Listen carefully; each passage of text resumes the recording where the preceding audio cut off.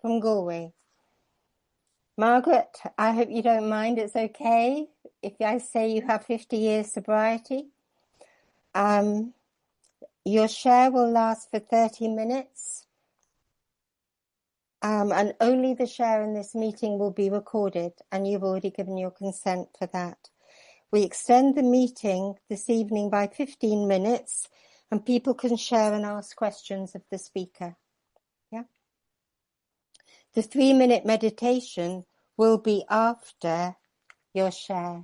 So now I'm going to hand it over to you, Margaret. I really look forward to listening to you. Thank you.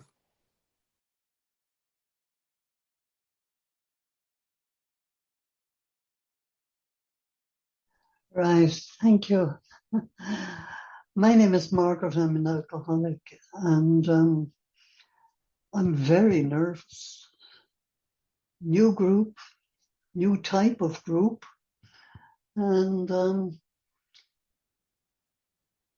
I suppose when I read taking full responsibility for my thoughts and my emotions in step 9, I felt the same kind of fear as I felt when I first came to Alcoholics Anonymous in January 1975. And what I know today at this stage is I love a meeting where I stay in today. Absolutely, in today. I've never felt anything other than a newcomer to this program. Still new, still learning. And I suppose like every other alcoholic, in my drinking, I found a total solution to all my emotions, to any pain I had. And I had a fix in my head, regardless of what was going on. The next drink would take care of it. So I didn't have to worry. I didn't have to feel fear initially.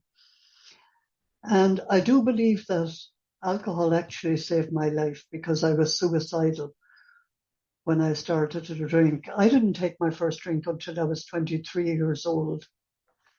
And a broken heart brought me to my first drink. Being suicidal at the time, it definitely saved my life. And if it continued to do what it was doing at that time, I'd never have stopped drinking. I wouldn't have needed to stop drinking. I had the solution to all my problems. I heard an American describe it one time as the don't care switch. And but of course, it didn't end up that way. I ended up being so drunk that I couldn't lift my head off the ground, and still depressed and suicidal. Now, talking about the suicide ideation, I first wanted to die when I was 4 years old. My first memory. Now, I didn't know what death was, but I had measles at the time, and even though I was fully recovered, I refused to get out of bed for another 3 weeks. And what I remember about that time was all I wanted to do was pull the blanket over my head and never see anybody or do anything ever again. And then my dad brought up a pair of shiny black Wellington boots. And I was up out of the bed and gone. They saved my life. And but that was the beginning of my suicide ideation. I was to discover later on in life memories of sexual abuse earlier than that, and other stuff that happened. And even though I am 50 years without a drink, I sometimes feel it's like a burden. That people can have the expectation of a length of time making you completely together. And that was the thing that scared me most when I came into Alcoholics Anonymous. My brother brought me to John of God's rehab in January 1975.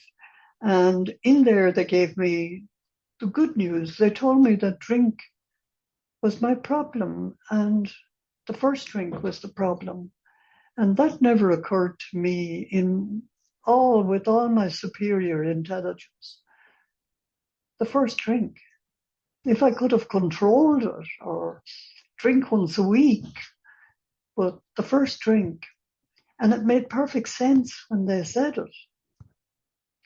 And it was good news for me because I was suicidal again at this stage. And I had made one very serious attempt on my life prior to that and was hospitalized in a psychiatric hospital and given ECT.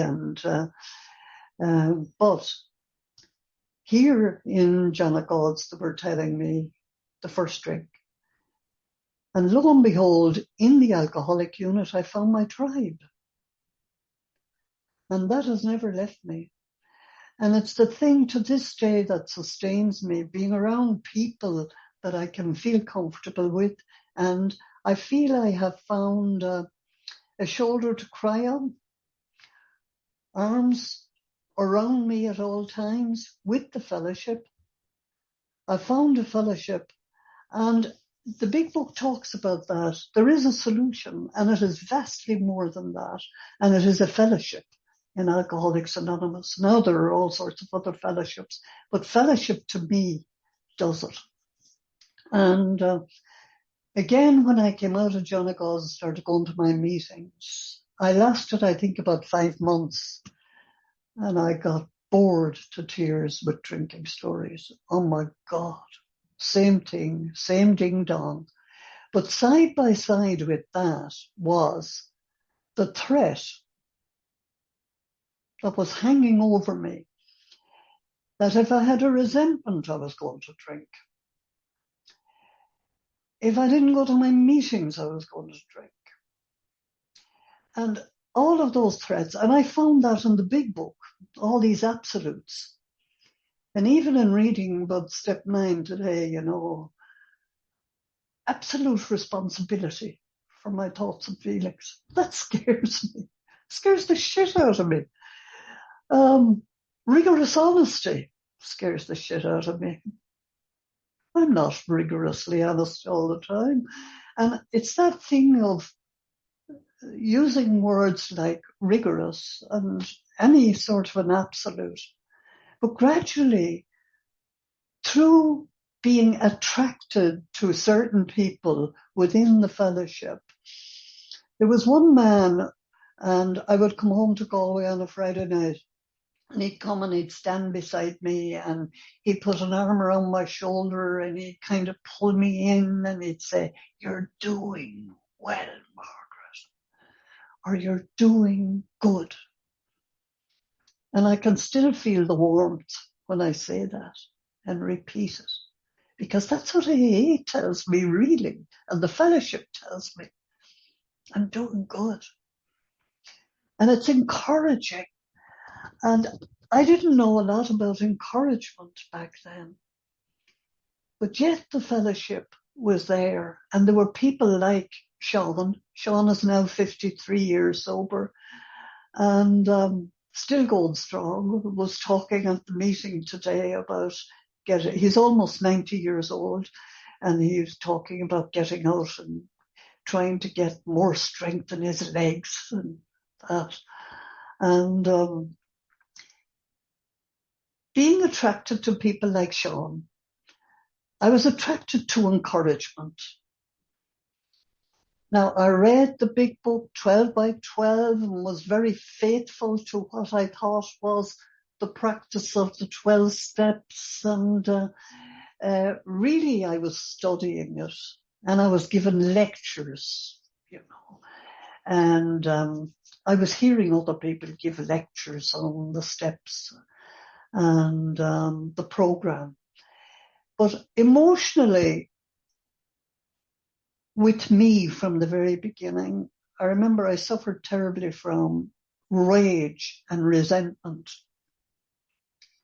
And of course, all of that was going to make me drunk.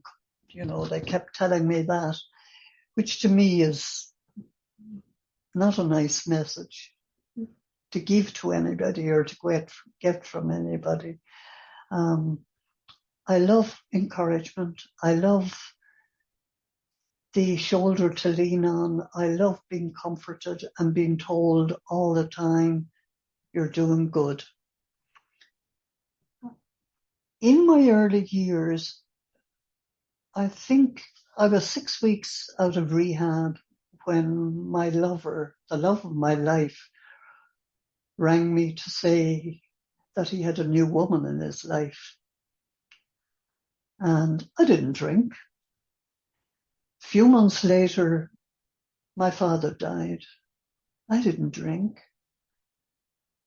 And I found that being able to bring my father to hospital 5 months into sobriety and having a lovely time with him at 4:00 in the morning, where he told me things that I had done when I was drinking that were quite nice. And that he could always depend on me to bring him to hospital. And he told me he was proud of me, and he told me he loved me. And nobody can take those moments from me, because that was the last time I really had a close chat with him. He was dead 2 months later. My mother died 18 months after that. And I remember standing in the garden with her that day and thinking to myself how much I loved her. And if anything ever happened to her, I wouldn't want to live. And that night, she died in the ambulance with me. She had a major heart attack. And the other thing that happened to me then emotionally was, with both parents, a shutter came down and I dissociated. And it's hard to believe that I was 44 years sober before I discovered that I had learned to dissociate as a small little child. And at 44 years sober, when my brother died, I felt the first little bit of grief in my life. And I remember I would tell my story at meetings and people would come up to me and say, oh my God, how did you come through that? And how did you come through that? I had a horrific time when I was drinking. And I didn't know what they meant, because it meant nothing to me at an emotional level. I couldn't feel. So 44 years sober.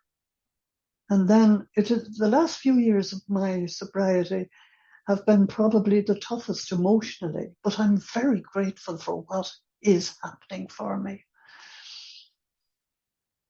For 44 years, I would say I was performing. My persona was a performer. I've done some acting in my time, and that sustained me, and there was nothing wrong with it because it was the best I could possibly do. But I'm very grateful for what happened 6 years ago and what continues to happen. I feel like a newcomer, so much so, more so today than I ever felt. I feel as if I've come back from Mars in the last few years. I feel as I felt when I got sober first. When I got sober first, that was the feeling I had. I was coming into a world that was completely unfamiliar to me. And that's where I'm at the moment. And when I talk, you see, about the rigorous honesty and that's what I'm struggling with. I am struggling with telling you who I am and letting you in at a level that I wasn't capable of up until recent times.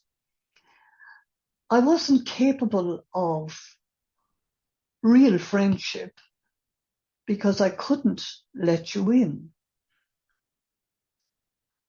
And I wasn't really, as I said, capable of friendship. And then the few friends I did have are long gone. They're dead and gone now. I'm 82 years old at this stage, by the way. And I'm very grateful to feel that I'm still at a beginning part in parts of my life. I'm so grateful for that. I'm having wonderful things happen for me. I have never listened as intently as I listen at meetings now. And I hear things that I've heard over and over and over and over again over the years. And I'm getting new meaning. And, the big book talks about more will be revealed. And I continue to learn. I remember in 1978 going to Los Angeles. And by the way, blue skies are very boring to me. Continuous blue skies. Oh my God. I love a bit of cloud. And, but in Los Angeles, I went to hear the guru at the time, Chuck C. He was Bill W.'s sponsor. I took one line away from everything he had to say. He said, this isn't a self-improvement program. It's a program of action. And action has really kept me going over the years. I've always been very involved in service, and the second part of my primary purpose to help other alcoholics achieve sobriety. And the main thing for me is learning about the dissociation. And, I trained as a therapist. I knew about it and other people. It didn't occur to me about myself. I'm back in therapy, enjoying it. I had a psychiatrist who was my supervisor for 20 years. She was my therapist and my supervisor. She never mentioned dissociation to me. I would mention it as a throwaway when having a session with her. But that's where I'm at these days. And I attend a lunchtime meeting Monday to Friday and a Saturday morning meeting with the same group. And we could almost call it the Living in Today group, because that's what we talk about, because that's what's important, how I am today. This morning I woke up with a black dog, like Winston Churchill used to talk about, the black dog at the foot of the bed, feeling a lot of despair. And then knowing that once I got out of bed and had a nice breakfast, that would change. And I'm so grateful for the little things that happen in my life, the little comforting things that happen on a daily basis. I like to meditate, and I was finding that difficult the last few years, just finding it difficult to go there, but that's improving. So I don't know how this is going to go down with an emotional sobriety group, because dealing with my emotions, I know that I get triggered, but I value the triggers. I really value them. And I value my resistance. And I don't ignore the triggers, and I don't ignore my resistance. And I put the question to myself each time, okay, what is it? What is it? What is it? I value the people who trigger me at meetings because they're telling me about myself. I value resistance because there is so much information there, so much information. Somebody mentioned acceptance at the beginning. And to me, acceptance is accepting how I feel in the moment. Situation I won't be able to do anything much about, but I can accept my feelings. And that to me is being compassionate with myself and caring of myself. And it's only recently I began to realize that I have an inner child who's very hurt, very traumatized. And I have her under my wing, sitting beside me here. And that's comforting to me, to know that I can do that. It wasn't anything I was ever even interested in years ago. When I was asked to do this meeting, and Marie mentioned the emotional sobriety end of it, all I could feel again was nervousness and fear. What do I talk about? What do I say? But I have to trust that what I have to say is helpful to me and maybe helpful to somebody else. I don't know.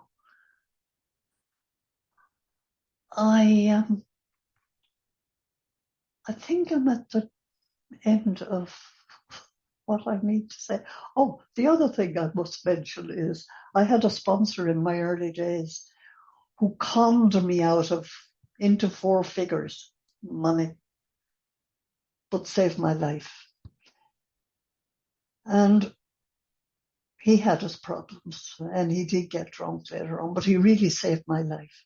But one of the most helpful things he said to me was a couple of helpful things, maybe more than that. But I remember coming to him and telling him about losing my temper. And he was talking to me about it. And he said, "You don't lose it, Margaret. You know, there's a place for people who lose it," meaning the psychiatric unit. That was helpful to me. The other thing he said, when I said what had happened wasn't normal, he said, "It's your normal, Margaret. Remember that. It's your normal." And I realized that within the fellowship, any of the fellowships, there's my normal and there's your normal. And the purpose of my recovery was really to find out even about my normal and how I could make my normal a bit normal for me, if that makes sense. And like I said, I'm grateful I was asked. I'm still a bit shivery and a bit unsure as to what I should talk about or how even to be with this group, because it's all new to me and you're all new to me. And thank you for listening. Thank you, Margaret. That was absolutely perfect. It was really wonderful listening to you. We now in this group take a 3-minute meditation silence after the share. So